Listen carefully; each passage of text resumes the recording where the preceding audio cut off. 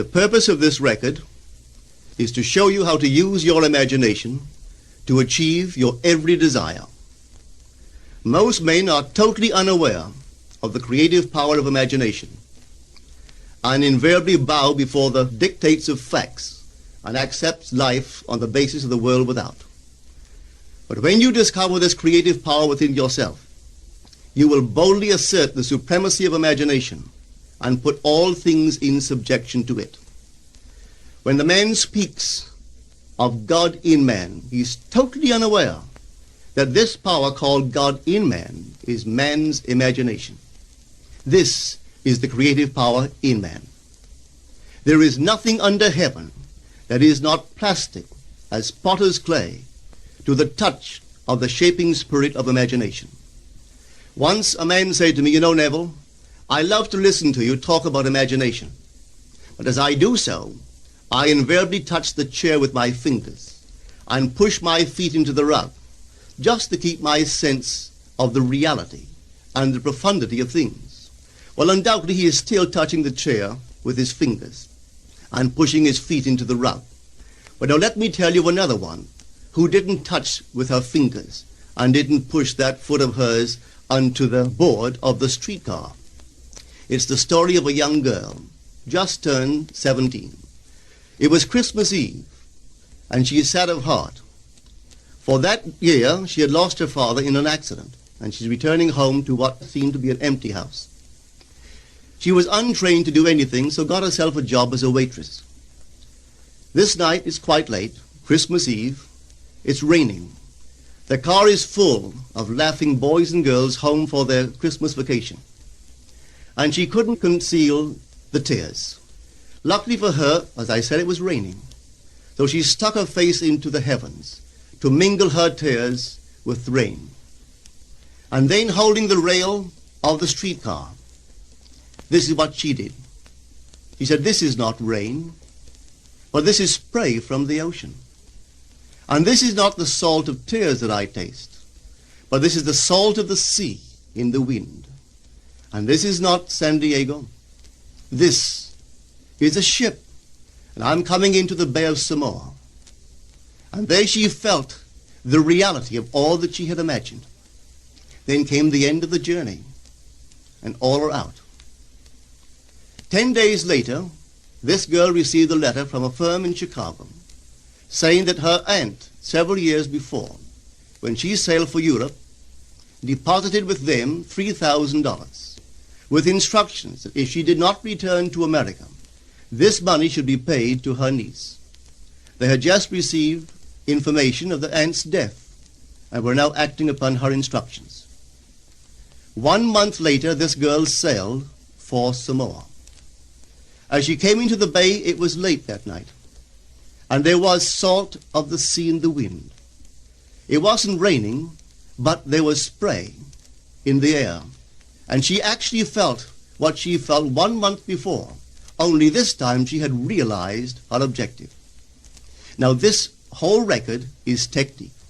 I want to show you today how to put your wonderful imagination right into the feeling of your wish fulfilled, and let it remain there and fall asleep in that state. And I promise you from my own experience, you will realize the state in which you sleep if you could actually feel yourself right into the situation of your fulfilled desire and continue therein until you fall asleep. As you feel yourself right into it, remain in it until you give it all the tones of reality, until you give it all the sensory vividness of reality. As you do it, in that state, quietly fall into sleep. And in a way you will never know, you could never consciously devise the means that will be employed, you will find yourself moving across a series of events leading you towards the objective realization of this state. Now here is a practical technique. The first thing you do, you must know exactly what you want in this world. When you know exactly what you want, make as lifelike a representation as possible of what you would see and what you would touch and what you would do and physically moving in such a state. For example, suppose I wanted a home, but I had no money, but I still know what I want. without taking anything into consideration, I would make as lifelike a representation of the home that I would like, with all the things in it that I would want. And then, this night, as I would go to bed, I would, in a drowsy, sleepy state, the state that borders upon sleep, I would imagine that I am actually in such a house, that were I to step off the bed, I would step upon the floor of that house. Were I to leave this room, I would enter the room that is adjacent to my imagined room in that house. And while I am touching the furniture and feeling it to be solidly real, and while I am moving from one room to the other in my imaginary house, I would go sound asleep in that state. And I know that in a way I could not consciously devise, I would realize my house. I have seen it work time and time again. If I wanted promotion in my business, I would ask myself what additional responsibilities would be mine were I to be given this great promotion. What would I do? What would I say? What would I see? How would I act? And then in my imagination, I would begin to see and touch and do and act as I would outwardly see and touch and act were I in that position. If I now desired the mate of my life, were I now in search of some wonderful girl or some wonderful man, what would I actually find myself doing that would imply that I have found my state? For instance, suppose now I was a lady. One thing I would definitely do, I would wear a wedding ring. I would take my imaginary hands, and I would feel the ring that I would imagine to be there. And I would keep on feeling it until it seemed to me to be solidly real. I would give it all the sensory vividness I am capable of giving anything. And while I am feeling my imaginary ring, which implies I am married, I would sleep. This story is told us in the Song of Songs, or the Song of Solomon.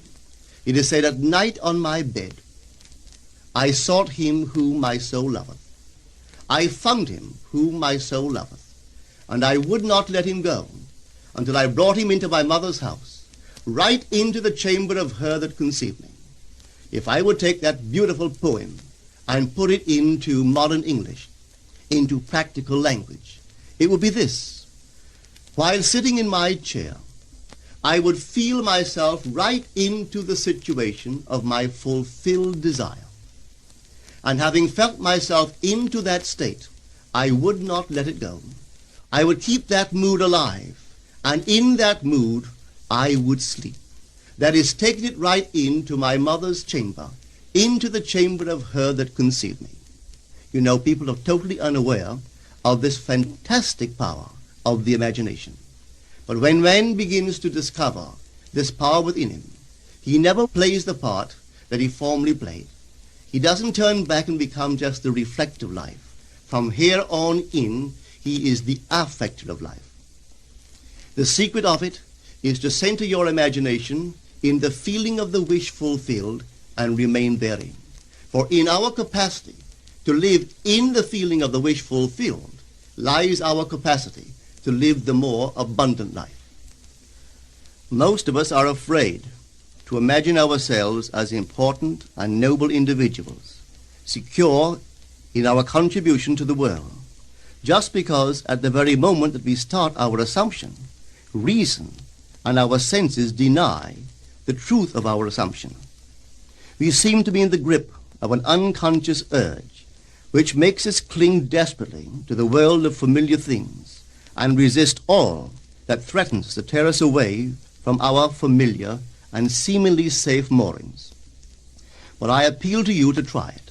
If you try it, you will discover this great wisdom of the ancients, for they told it to us in their own strange, wonderful, symbolical form.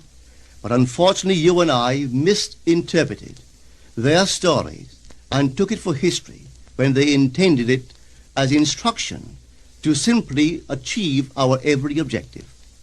You see, imagination puts us inwardly in touch with a world of states. These states are existent, they are present now, but they are mere possibilities while we think of them. But they become overpoweringly real when we think from them and dwell in them. You know, there's a wide difference between thinking of what you want in this world and thinking from what you want. Let me tell you, when I first heard of the strange and wonderful power of the imagination, it was in 1933 in New York City. An old friend of mine taught it to me. He turned to the 14th of John, and this is what he read. In my Father's house are many mansions. If it were not so, I would have told you. I go to prepare a place for you. And if I go and prepare a place for you, I will come again and receive you unto myself, that where I am, there ye may be also.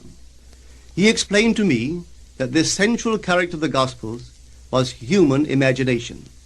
That mansion was not a place in some heavenly house, but simply my desire. If I would make a living representation of the state desired, and then enter that state and abide in that state, I would realize it. At the time, I wanted to make a trip to the island of Barbados in the West Indies, but I had no money. He explained to me that if I would that night, as I slept in New York City, assume that I was sleeping in my earthly father's house in Barbados, and go sound asleep in that state, that I would realize my trip. Well, I took him at his word and tried it. For 1 month, night after night, as I fell asleep, I assumed I was sleeping in my father's home in Barbados. At the end of my month, an invitation from my family came, inviting me to spend the winter in Barbados. I sailed for Barbados the early part of December of that year. From then on, I knew I had found this Savior in myself. The old man told me that it would never fail. Even after it happened, I could hardly believe that it would not have happened anyway. That's how strange this whole thing is.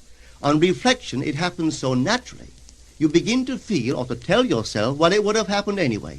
And you quickly recover from this wonderful experience of yours. It never failed me if I would give the mood, the imagined mood, sensory vividness. I could tell you unnumbered case histories to show you how it works. But in essence, it's simple. You simply know what you want. When you know what you want, you are thinking of it. That is not enough. You must now begin to think from it. Well, how could I think from it? I am sitting here, and I desire to be elsewhere.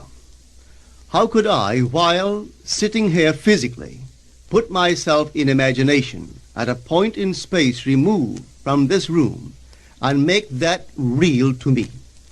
Quite easily. My imagination puts me in touch inwardly with that state. I imagine that I am actually where I desire to be. Now, can I tell that I am there?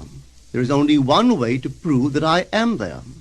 For what a man sees when he describes his world is as he describes it relative to himself.